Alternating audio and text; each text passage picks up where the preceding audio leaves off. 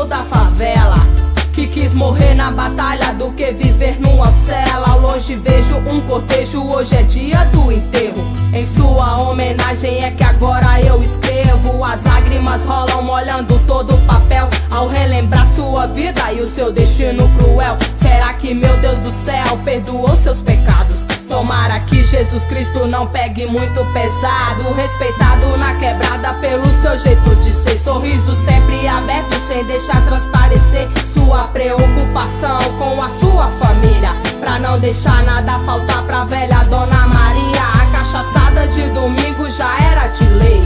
Dreia, coca, dominó e os 3 quilos já sei. Juntava a rapaziada na caixa amplificada, rolava rap nacional. O homem da estrada, sem emprego, sem medo, mas assim ele vivia.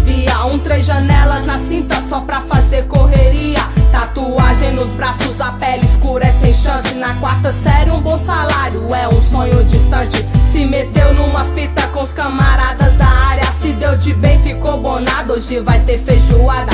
Chama as donas do Atitude só pra comemorar. E avisa que o neguinho hoje vai patrocinar.